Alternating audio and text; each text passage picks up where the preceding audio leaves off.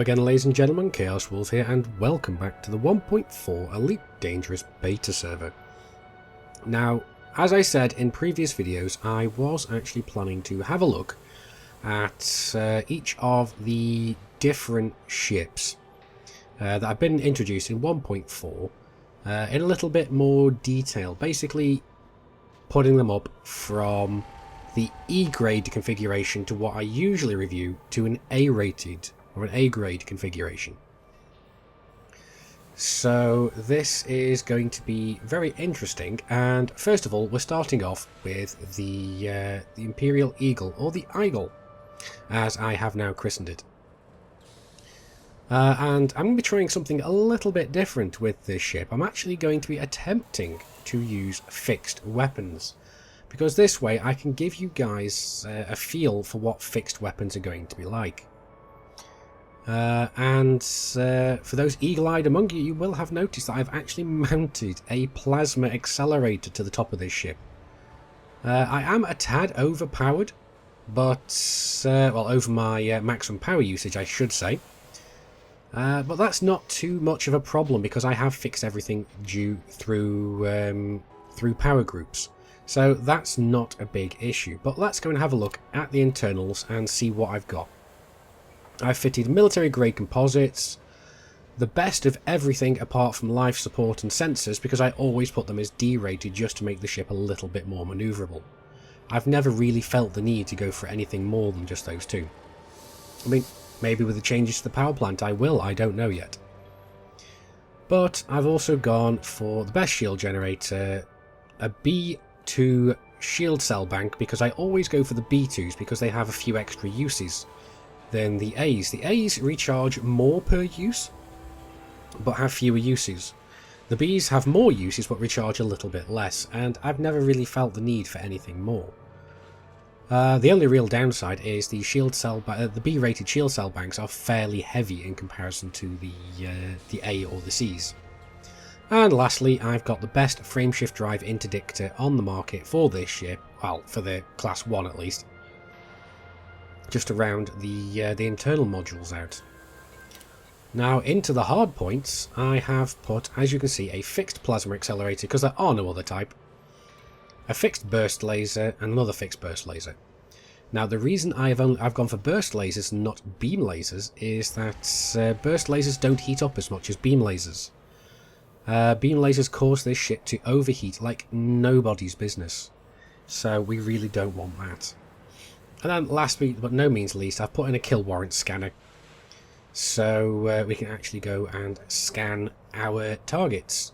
But because there is only one utility mount here, we could pretty much put whatever we wanted here. If you're in a conflict zone, go for a shield booster. Perhaps not an A-rated one, but you might be able to get away with it. There's pretty much never going to be a need for a cargo scanner here.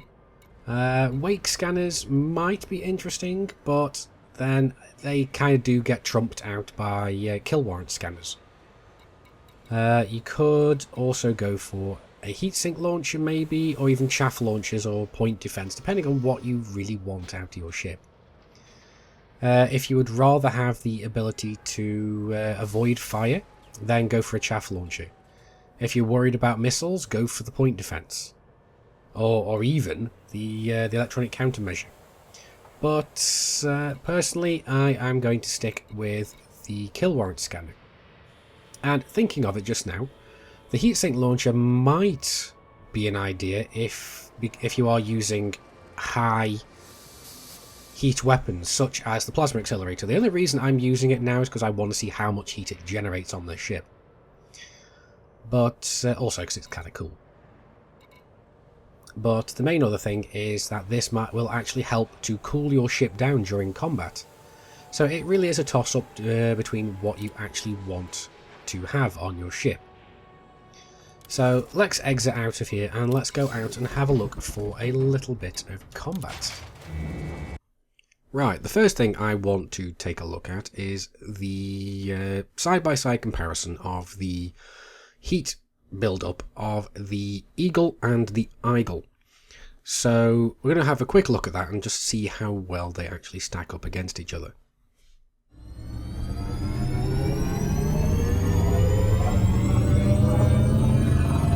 Warning, temperature critical. Warning, taking heat damage. Okay, well, as we saw there, the Eagle actually heated up a crap ton faster than the Eagle. Which is not surprising, because the Eagle's pretty much just an overclocked version of the Eagle.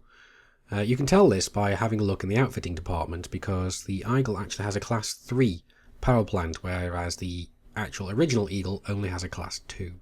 But anyway, let's carry on and get on to the killing. Oh, we've found ourselves a wanted Eagle, so let's get the weapons out. Power plant capacity exceeded. And let's see how we do.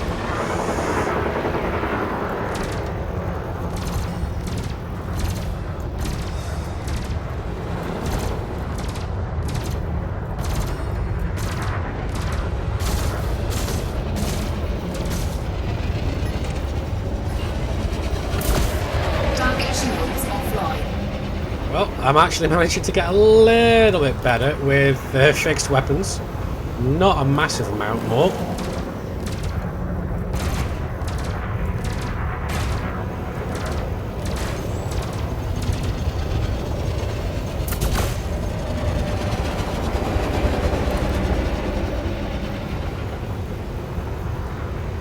Now this is a little bit more of a struggle for me because, like I said, I'm really not used to fixed weapons.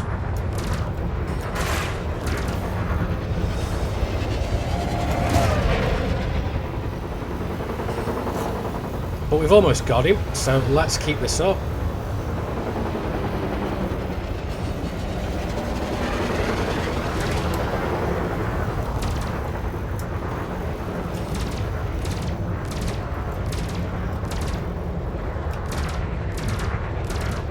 I'm just embarrassing myself now. Now let's go and see if we can find something that's not quite as nimble. Target destroyed. Oh, we have an asp. Is it wanted? Please let it be wanted. Yes, it is.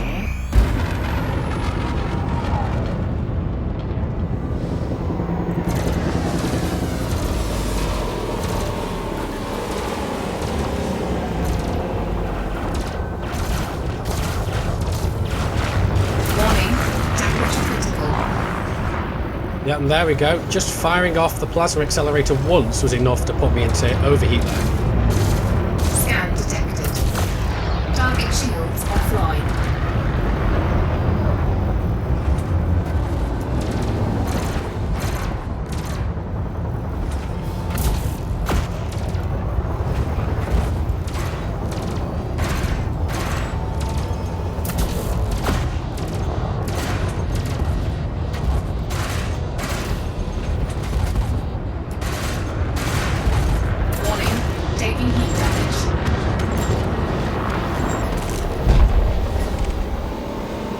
Right, now we've got a Cobra, so let's go and try that one. So apologies for not talking as much as I would like to. Whoops! Oh good, he was wanted.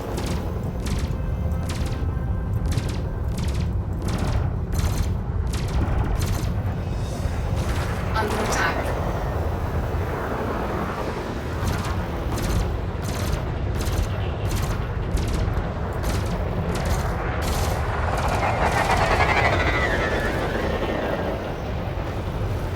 Yep, I can't fire the plasma accelerator as often as I would like, just because of how much heat it generates.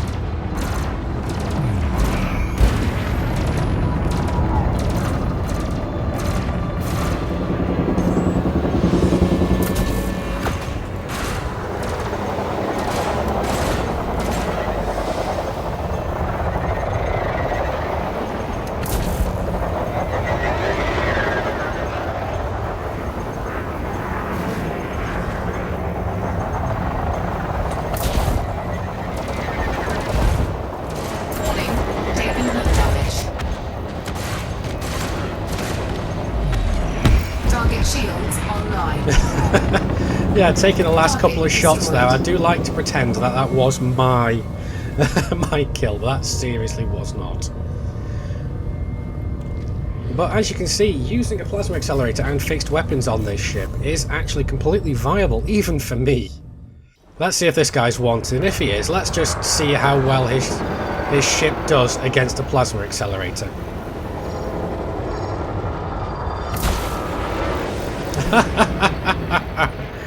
Just look at that, 42% hull just from one shot.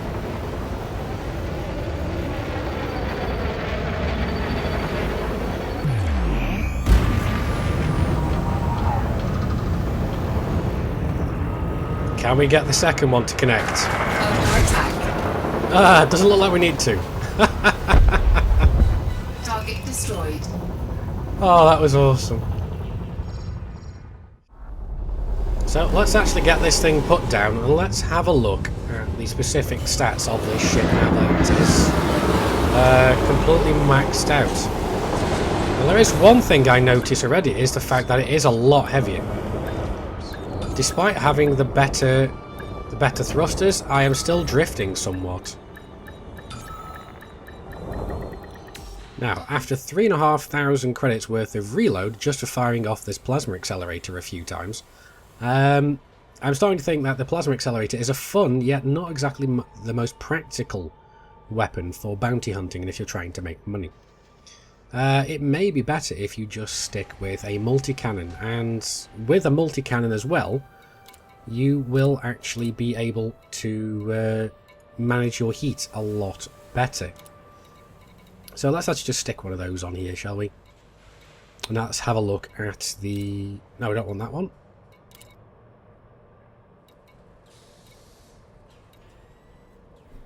Here we go, that's the one we want. I'll just have a look at how this actually animates.